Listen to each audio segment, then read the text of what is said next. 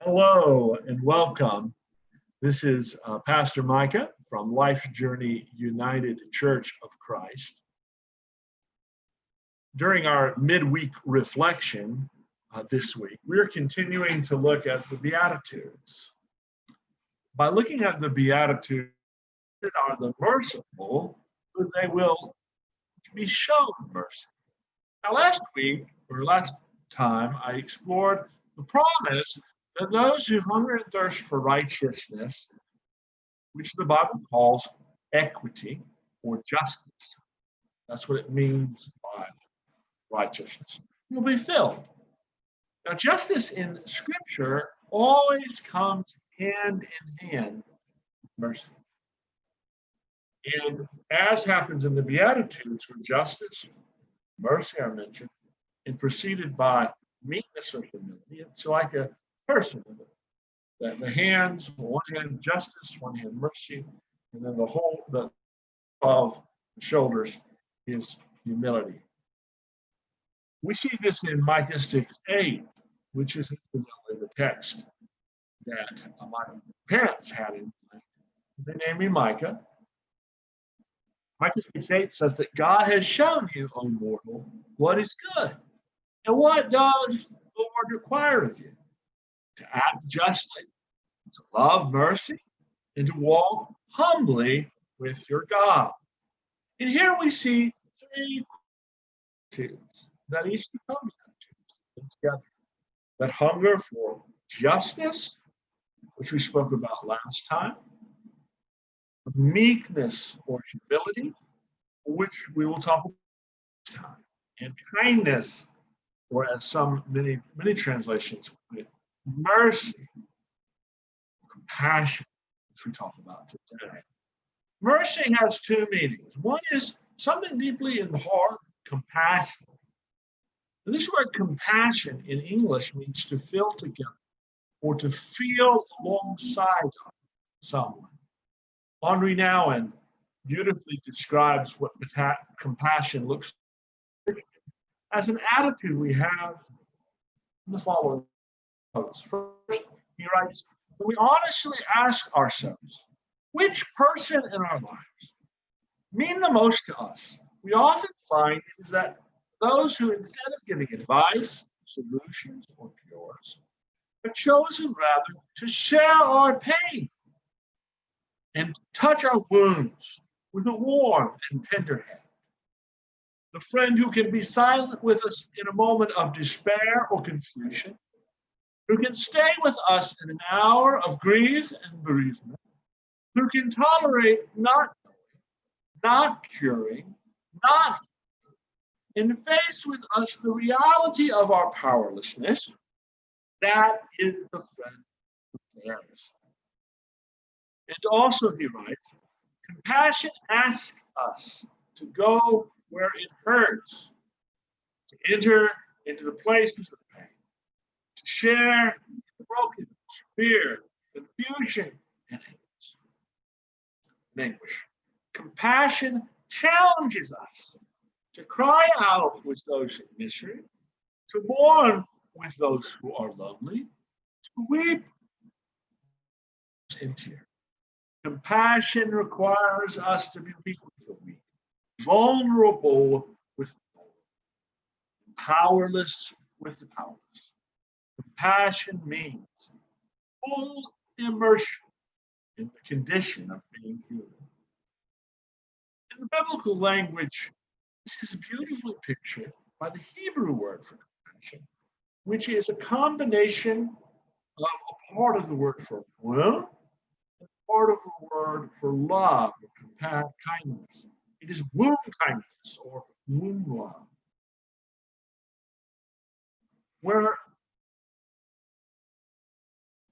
When a mother has a child growing in her,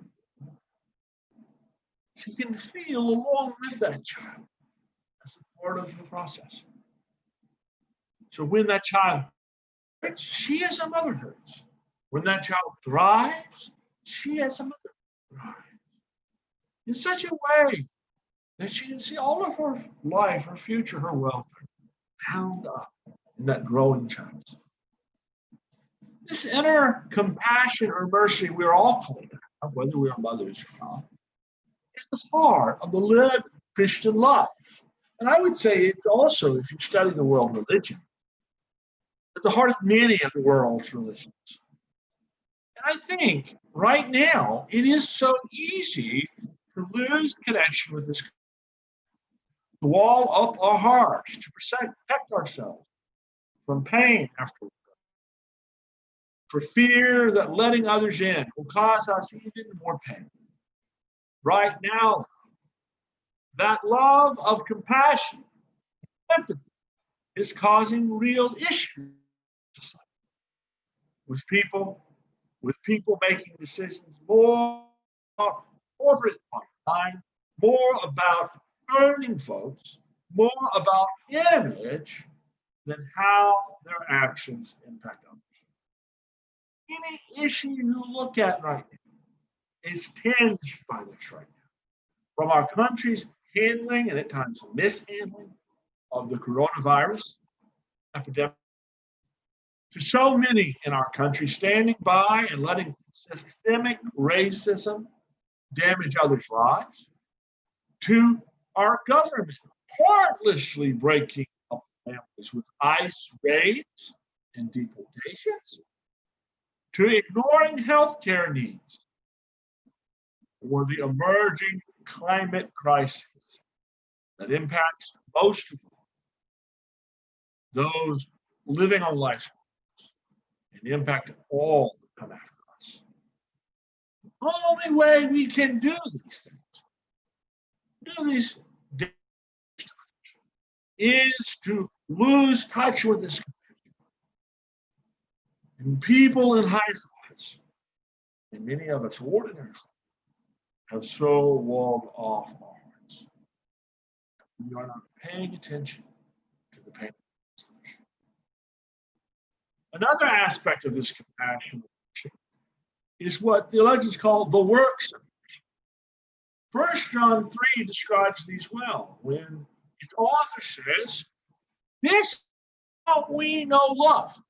Jesus laid down his life for us. And we ought to lay down our lives for our brothers and sisters. But if someone has material possessions and sees a brother or sister in need, but refuses to help, how can the love of God dwell in a person like that?" Ultimately, little children, let's love with words or speech, not with words or speech. Little children, let's love not with words or speech, but with action and with truth. See, ultimately, mercy or compassion, though it begins in the heart, ought to lead toward acts of compassion, to us practically reaching out to help others in ways that support them when in real need. Now, the end result of a heart of compassion and actions of compassion is beautifully pictured by one of my favorite authors, Reformed theologian Jurgen Moltmann. He writes, the opposite of poverty isn't property. The opposite of both poverty and property is community. For in community we become rich in friends, and neighbors, and colleagues, and comrades, in brothers and sisters. Together as a community, we can help ourselves in most of our difficulties. For after all, there are enough people and enough ideas, capabilities, and energies to be had. They are only lying fallow or are stunted and suppressed. So let us discover our love. Let us discover our solidarity. Let us build up our communities. Let us take our lives into our own hands. And at long last, out of the hands of the people who want to dominate and exploit us. He beautifully pictures it. Christ's fulfillment to this. Blessed are the merciful. for they will receive mercy. Now, the same author, Aaron Moulton, writes a beautiful prayer to illustrate the movement from a closed off heart that only thinks of oneself to the heart moved by compassion in his book, The Source of Life. I conclude my midweek devotional with his prayer as a prayer for each of us. And I want to invite you to pray together. Here is the prayer. When I love God, I love the beauty of bodies, the rhythm of movements, the shining of eyes, the embraces, the feelings, the sense, the sound.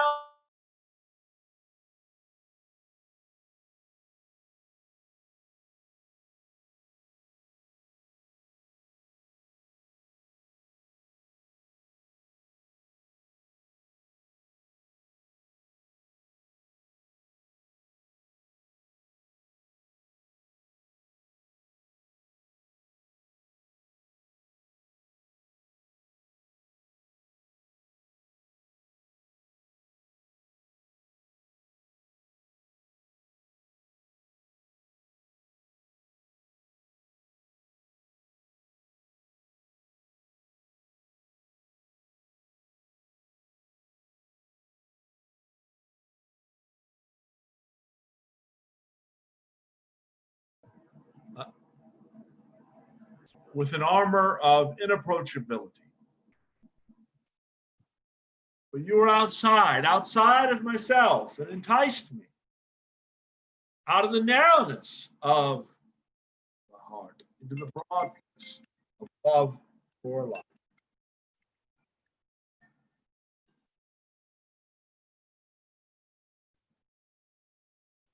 Okay, I'm going to have to re-record this because it messed up.